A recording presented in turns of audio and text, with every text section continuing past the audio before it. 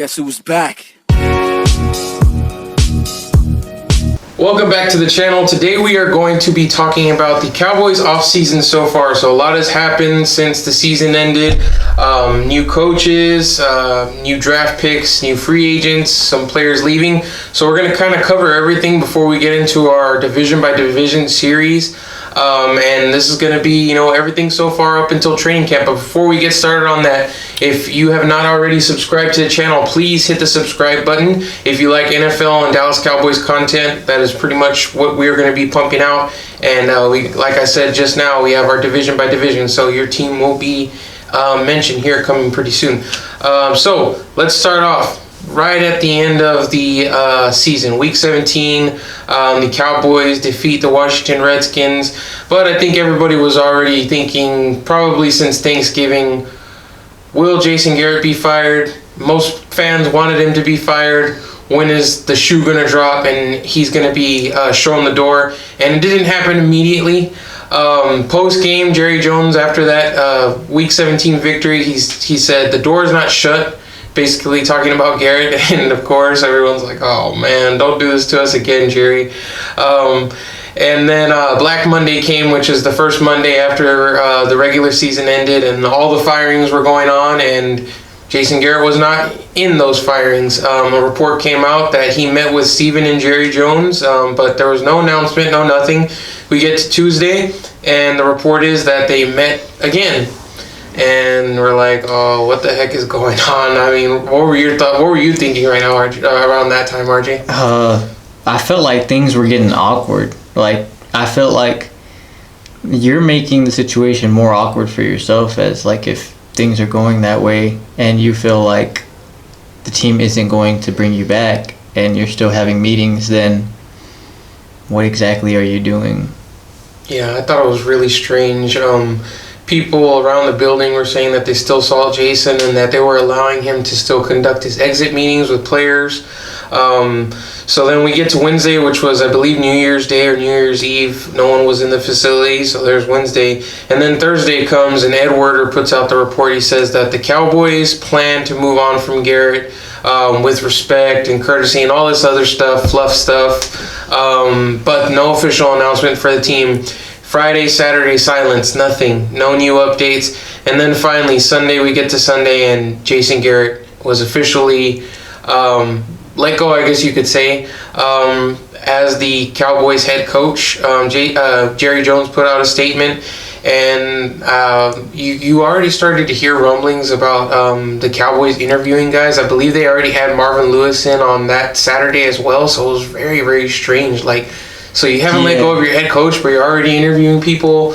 I don't know what was going on. I mean, and honestly, I don't think it really helped Garrett because head coaching spots were being filled. I don't know. Maybe it was the Joneses playing some kind of competitive edge there, trying to keep him away from another team. But anyway, we move on to Sunday, and it was announced that they were interviewing Mike McCarthy, their second interview after Marvin Lewis of the weekend. And I believe Mike McCarthy already up to that point had interviewed with the Browns and the Giants, and he had scheduled an interview with another team as well. But was it the Panthers? Possibly the Panthers. Yeah. So, Mike McCarthy is a name that, at that point, Lincoln Riley was also a name that was being thrown around because of his ties to the area and, his, I guess, all the games he's played in Texas Stadium as well. But then we get to Monday, and finally it's announced Mike McCarthy was officially hired as the head coach of the Dallas Cowboys. Jay Glazer broke the news, and it was a sigh of relief. Okay, finally, something new. It's been, if not 10 years, pretty close to 10 years with Garrett. It's time for a change. It's time for a new regime, a new mindset, and a new voice really to the locker room, because the majority of this team is coming back. We'll get into that as far as who's left and who's still here, but the core, the foundation of this team was still there, and there were a lot of, I've said it in previous videos, big boy decisions that had to be made, that some have already been made and some are in the process of being made for this team. But whenever you first heard Mike McCarthy was hired, RJ, what were your thoughts on that? when I first started hearing, I'm going to start when I first started hearing as far as like Marvin Lewis, and it was like, okay, as a defensive coordinator, I wouldn't mind that. And then Mike McCarthy, his name's thrown around, said, he's been out of the game for a year. You know what? When I look at it, I'm like, the deal with Rodgers over there and stuff, I feel like that was more of a Rodgers thing in himself. I really don't put a lot of that on McCarthy. But I think it wasn't the name that really kind of took me by surprise. I think it was how fast it was done. But then when you go back and you look at things and you say, okay, you look at Mike McCarthy's resume, and you know, as far as being the behind Mike Tomlin and Bill Belichick, like the winningest coach and the most playoff appearances and conference championship game appearances, besides Tomlin and Belichick, he was the guy. And it was like, did we really want someone? I guess as more as because of the star and the attention, the limelight and stuff. It's like, did we? But at the end of the day, did you really want a guy like Lincoln Riley who's going to have to search kind of for his own staff and everything and adapt to the NFL game and stuff? So it's like when you start looking at Mike McCarthy, it made a lot more sense because we need somebody now that's been here, that's done this before. We still have a great roster. We have all the foundation. So it's like, you know what? Yeah, this is something that does make me happy because this guy has done it before and we need somebody that can do it right now. Yeah. So like I said in our last video in the season review, I was checked out at Thanksgiving. So I was already thinking of head coaching candidates at that point. And it took me a while to get on the Lincoln Riley train. But once they interviewed Marvin Lewis, I was like, okay, like RJ was saying, maybe defensive coordinator. My dream scenario, I was thinking in my head, okay, somehow maybe you get Lincoln Riley and he's a young head coach who's going to have to adjust, and then you get like Ron Rivera to be a defensive coordinator. Of course that didn't happen. He was the first guy hired. He became the head coach of the rival Redskins. But whenever they announced McCarthy, again, just like RJ, I was just like, man, that was pretty quick. Did you really get through all the guys? I don't know. It wasn't the sexiest pick. It wasn't the sexiest name or anything, but like RJ said, coming into a team with a lot of expectations, a lot of decisions to be made, big name players with contracts needed. Jerry said it himself. I didn't want to start over fresh. I didn't want to have somebody learning in the position. So they knew what they were setting out to go get, a veteran coach. And if you look at the veteran coaches, you could argue that Mark McCarthy was the best of them out there. So they hired their guy.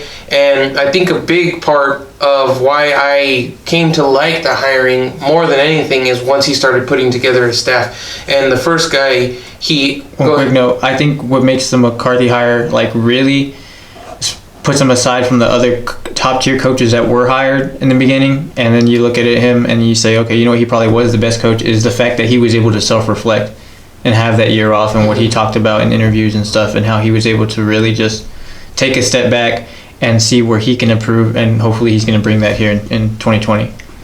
So I'll add a little note on that with all the analytics and all that. I bought into it 50-50.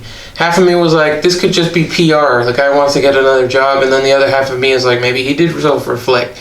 But we'll get into it a little bit later. I think he did really implement some of those pieces into what his new philosophy is. But like I was saying, the staff, once he started hiring these coaches, I was just like, oh, okay, this is a benefit of not having a rookie head coach, because he's got ties all across the league, and immediately you start seeing these guys with tons of experience, head coaching experience, starting off with the defensive coordinator, Mike Nolan.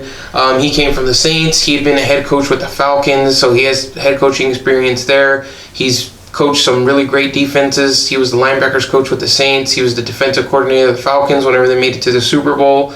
And then he also hired Jim Tomsula as the defensive line coach. Again, he was a head coach with the 49ers. The big one, special teams, we were the 32nd ranked in the league. John Bones Fossil from the Rams. They always had the most unique things happening on special teams. Now, hopefully they tone that down a little bit. I don't want to see them going for, freaking fake punts and stuff all the time as much as the Rams did. But in selective times, that would be nice. And I'll give Jason Garrett a little bit of credit. He always knew whenever to put those into his game plan. So maybe that'll carry over into the new staff. But he also hired Joe Philbin, who was the interim coach for the Packers whenever Mike McCarthy got fired. Of course, he was a head coach for the Dolphins as well, so more head coaching experience. I mean, and then all over, Skip Pete as a running backs coach. He was with the Cowboys before. He coached Barber, Felix Jones, DeMarco Murray. I mean, two of those guys had really, really elite seasons. He's got a lot of experience. And then the holdovers. The big one was Kellen Moore as offensive coordinator that everybody wanted to see back. Yeah. For him to keep Kellen, I thought was huge, not only for Dak, but for just the entire offense and being able to communicate. Just communication is such a big key, and when you're able to bring in the guy that's been there before, and you're building first you want to build a relationship between your offensive coordinator and your head coach, but it's great when your offensive coordinator already has a relationship also with the players, so you're able just to kind of tie in all of that right there, and you're not really having to speak to one without the other. Like, it's all collective. It's all working collectively when somebody's been there before. Another name that I wanted to highlight was George Edwards, his technical term is senior defensive assistant, but he was a defensive coordinator for the Vikings last year. He's coached with Mike Zimmer a ton, and Mike Zimmer is one of the best defensive minds in the NFL. I really think the reason Edwards was let go, obviously they had a bad season last year, but I think Mike Zimmer is kind of in the hot seat this year. Maybe he's probably going to be the guy calling the shots for the defense this year, most likely. So that eliminates the need for a guy like Edwards. But Edwards, in his interviews, he was also brought in as more of like the guy who's going to help players with the off-the-field stuff, the psychological aspect of the game, staying focused and things like that. And I think that's something that a team like the Cowboys last year, there wasn't a ton of leadership. That was kind of thrust upon some young players on this team, and I don't think they really lived up to the expectation. So hopefully a guy like Edwards can come in and help them out in that aspect. And then overall, just their secondary coaches, Maurice Linguist from Texas A&M and then Al Harris, both of them serving as defensive back coaches. I mean, they're going to need a complete culture shift. We've heard things that we covered about Chris Richard and just the defense in general that philosophically, I think this is going to be very beneficial to these guys. And a lot of these secondary players are on the final years of their contracts. It's proven. They're going to have to go out there and show something that they haven't so far, and then mixed in with the ton of rookies that they've signed as well. Yeah, I can see a lot more freedom probably from players now, as far as the way they're able to play and just really, hopefully, showcase their attributes that we really haven't gotten to see. And I feel like hopefully Cheeto's one of them. I really felt like people knocked him, and sure, we ridiculed him tons of times, but I felt like it was more based off the scheme and just limiting him and his abilities, because like we touched upon before, one of the best things about Cheeto was his athleticism and his ability to do a lot of things as far as rush the passer and play safety and all those other things. And I think now these players are going to be able to be more adaptive to whatever comes their way, instead of trying to get a coach to adapt into what they want to do. Yep. All right, so that covers the coaching. So the next thing was free agency. Of course, the big names were Dak and Amari. Just quickly, of course, Dak is on the franchise tag. They immediately gave him the exclusive rights franchise tag. We'll get a little bit more into that situation towards the end of the video. Amari was signed to a 5-year, $100 million deal, $20 million per season. So they locked him up, and that was after the free agency opened. So, we were all kind of crossing our fingers that was going to go down and he wasn't going to go to another team. And he actually got a big contract offer from the Washington Redskins that he turned down. Reasoning, I think, fit with the team. Obviously, the Cowboys are better positioned to win now. And then, 2, the contract that was offered to him, if you take into account the no income tax in Texas versus Washington, the contracts pretty much even out. So Amari sticks with the Cowboys. Departures I want to get into first. Byron Jones leaving for Miami. Immediately you're already thinking, man, the secondary is very, very lacking, and then you lose easily the best player you have there.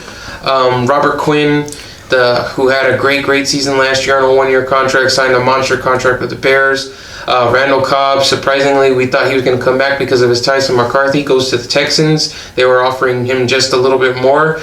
Jason Witten, a guy that we didn't mind seeing leave, and it's kind of surprising he goes to the Raiders. And then a couple of other guys followed him. Jeff Heath, Malik Collins, and then also Daniel Ross, who was a practice squad guy as well, goes to the Raiders. And then swing tackle Cam Fleming goes to the Giants. And then a host of other guys, lower tier guys left as well. But immediately you're starting to think, okay, how are they going to fill these holes? Immediately they start, first guy, Gerald McCoy, a name that we talked about that, man, I wanted them to sign for a very, very long time, and adds veteran leadership, and he's still a very productive player. Dontari Poe, big defensive tackle, had some great seasons in the past, very athletic for his size in the past, and immediately you start to see that there's going to be a culture shift as far as what they're looking for in players, because under Rod Marinelli, it was always the get at the field quick, maybe a little bit smaller defensive tackle. McCoy and Poe, immediate upgrades in the size department. Safety was another big hole. Clinton Dix, they signed him to a one-year deal. He started all 16 games last year for the Bears, which is a pretty good defense. Reuniting with Mike McCarthy, has some issues in coverage sometimes and mental mistakes, but hopefully he can rein them in, because they're going to really be counting on him and Xavier Woods, and maybe we'll have a dark horse candidate in there between Donovan Wilson and maybe a position change guy in the secondary that we don't really know yet. Greg Zuerlein, the kicker. They also signed Kai Forbath early on to a one-year contract, who was pretty good down the stretch for them last year, from 40 and closer, not beyond, which is fine. Zuerlein's a bigger leg guy, but he's played his whole career with Fossil, I believe, the new special teams coach. He signed a 2-year deal, so expect a competition in camp between those two guys. Now, the more recent signings, Andy Dalton as backup quarterback, great signing. Whether Dak is on the field or not, if Dak gets injured, this is as good of a backup quarterback situation as you could ask for in the NFL, and has absolutely zero to do with Dak Steele or what they think of Dak Prescott. Again, I'll touch on it in a minute after we're done here, but as far as cultural change, and as far as I think it ties into the same thought process as far as when it came to hiring a head coach.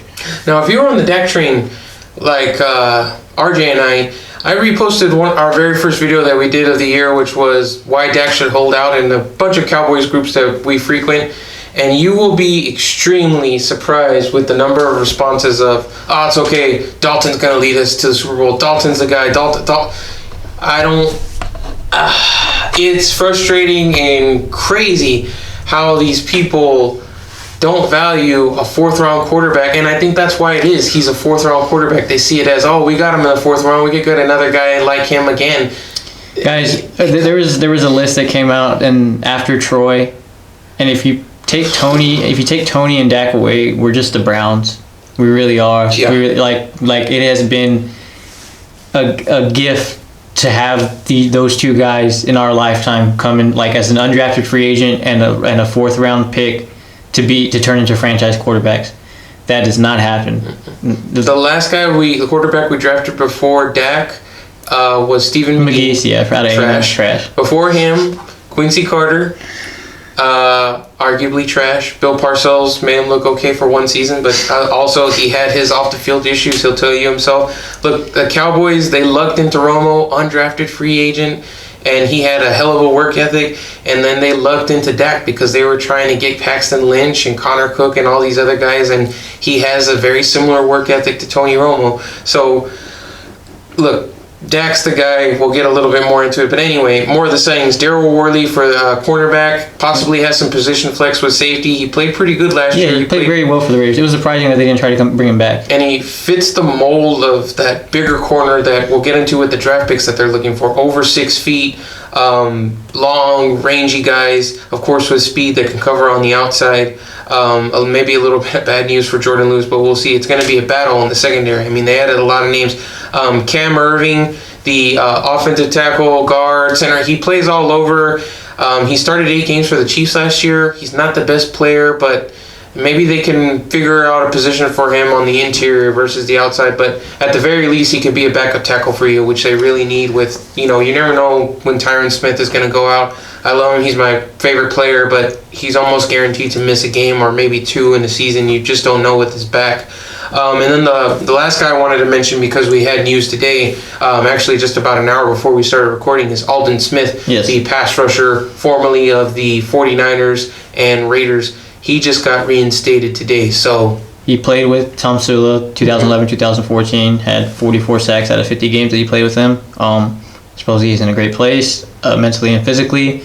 As far as how great he is, lean, they were really surprised at how, just physically in shape he is right now. And if he can contribute, and then hopefully you get Gregory back, which will hopefully be later on, then I feel like you're in a really good spot there as far as additions that maybe you couldn't count on, but now it's like, okay, cool, they're there now. Now, I always play the middle with a lot of these signings and almost everything, even the draft class. I said I love the class, but I'm going to play the middle. I'm going to play the middle with Aldon Smith again, but I can see where the excitement comes from. Look, this guy was drafted in the same class as Von Miller, and you could argue he was better than Von Miller whenever they were playing at the same time. Yeah. So if he can be half of the player that he was, when he was starting out his career, that's going to be a starter caliber defensive end to fill in and mix in with your other guys that you have on the team.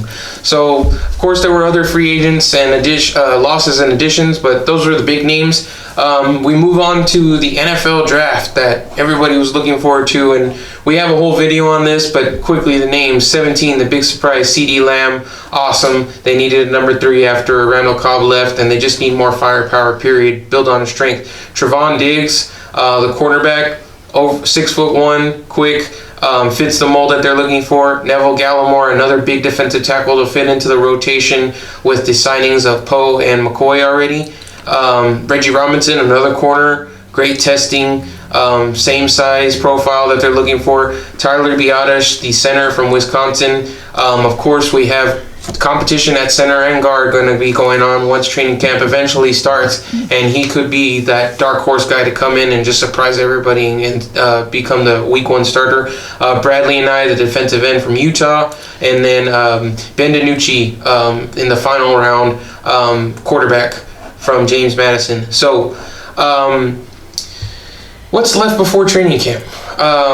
There's a lot of things, but I think namely the first one is going to be Dak. July 15th is the hard deadline. If they pass July 15th, Dak can either sign his franchise tag and play for the 1 year, $31.5 million tag, or he can hold out like Le'Veon Bell did and don't not be paid anything for the season or for whatever games he plays. I really do not think that's going to happen. Or the Cowboys can, get to a contract agreement with him. And, there's numbers being leaked and things all around. I don't care what the number is, honestly, at this point. I mean, we've said it, I think, in our first video. I don't care what it is, because it's going to be pennies and peanuts in 2 years, 3 years, yeah. And you better pray to God that Deshaun Watson doesn't get a deal before Dak, because it's going to be like 40, and Patrick Mahomes is going to be 10 more than that, or it's just going to be crazy. It's going to go crazy. So, sign Dak, hopefully. We'll see what happens with that. Antoine Woods, he is an exclusive rights free agent right now. He hasn't signed his tender, I believe, on May 2nd or May 5th. They said that he's expected to sign it soon. I'd like to see him back. Obviously, the only way that he doesn't come back is if the Cowboys, release him of that tender. But, I mean, again, defensive tackle is going to be another spot with competition. There's no guarantee that Poe makes the team. There's no guarantee that, sadly to say, Tristan Hill makes this team because of a guy like Gallimore coming in. But, I think Antoine Woods showed flashes of being a great player. He's a little small for a nose tackle, but maybe he can play the 3. One position that I wanted to bring up was wide receiver, that I think they could maybe sign another guy. There are still a few names out there that, Tavon Austin's still out there, Taylor Gabriel, Speedy Quick guys are still out there that could add a different dimension to this offense that they don't really have and currently don't have on those guys that are competing for the number 4 spot, which is Devin Smith, Cedric Wilson, Noah Brown.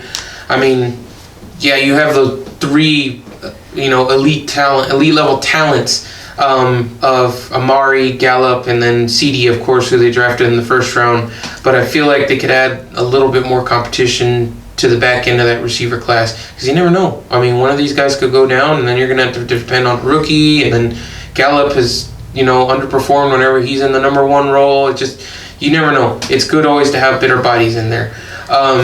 So this last question before we close out the video, and RJ really wanted to break this down, is the team, after we run down everything of this offseason, better now than it was this time last year? So that's taking into account everything. So we talked about bringing in, as far as this front office and Jerry and Steven, bringing in a coach like McCarthy because of the foundation that's laid out right now and basically being ready to win now. I feel like McCarthy and his staff have followed kind of the same suit with the roster, because you in the past, I think with Garrett and all those guys, it's like, we like our guys, we're developing them.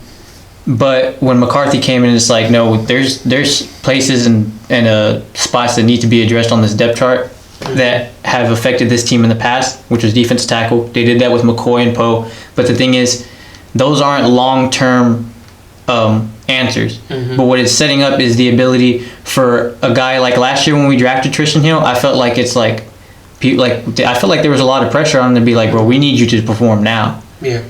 But they're not doing that, but they're still making the roster move to put us in position to where it's like, we're addressing them. This is going to help us win now.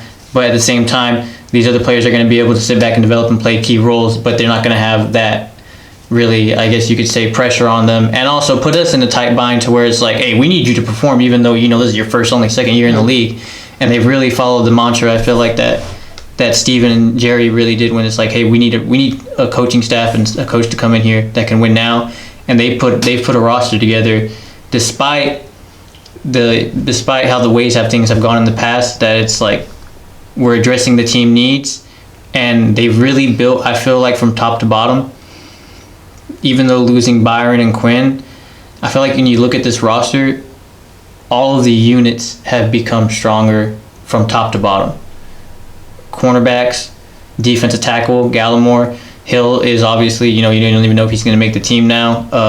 Poe and McCoy, they're going to be, like I said, they address the needs of what has hurt this team in the long run, in the playoff run against the Rams, the Packer game.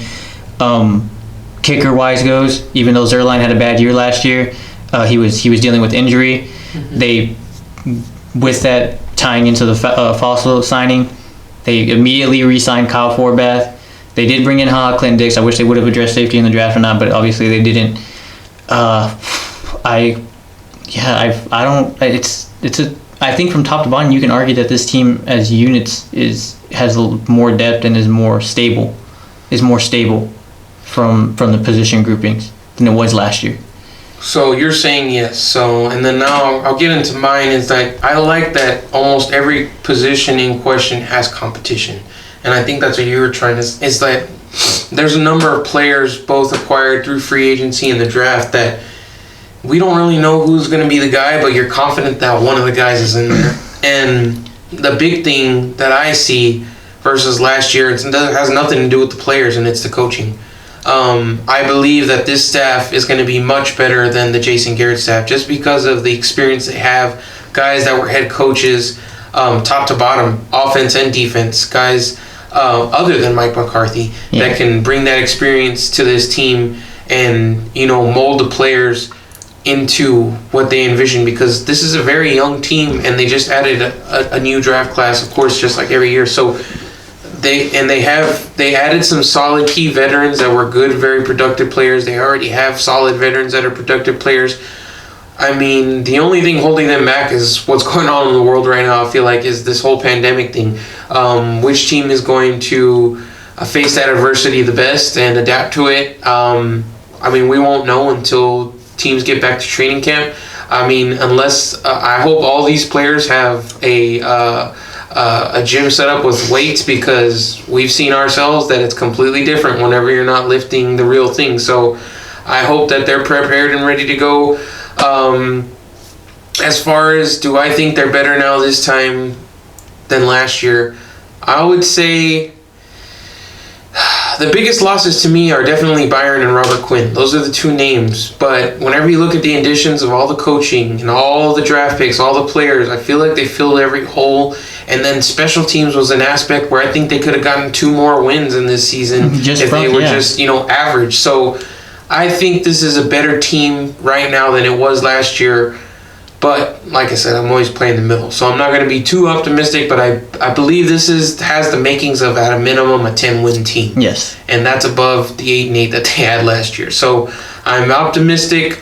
I mean, we're always optimistic, but I like what they have. I would say, to the people that say no, this isn't a better team than it was last year, I will tell you that this is a more stable team than it was last year. Mm-hmm. This team is more stable than it is, and I don't think you could argue with me on that. Because, sure, you wouldn't have known the... Actually, yeah, you could have known, because it was the first-time special teams coach last year that they had, and they went in and trusted them with that. They went ahead and rolled the dice with, not having a backup, like a really stable backup quarterback. Something happened. They kind of rolled the dice on Cobb not having injuries last year, which he had one of his best years of his career. But now this is a more stable team than it was last year. And the thing that I love the most, guys, when things kick off, you're going to find out things very fast about players and who's going to make the team and who's not going to make the team. Or who's going to make the team, and who's not going to. You're going to find that out fast, extremely fast. You're going to know it right away. There's competition everywhere. Dalton as the backup quarterback is no slouch. He's going to help people win jobs, and he's going to help for those people that are winning jobs. He's going to knock out the other ones easily, as far as cornerback-wise goes and receivers goes. Yep. I mean, just like we've been saying, competition all across the board. I think that pretty much covers it. We won't be talking Cowboys unless there's big breaking news for a little bit here, because we'll be going into every other team, all 31 other teams, until we get the NFC East, which will probably be the last conference or division that we cover. But we appreciate you watching.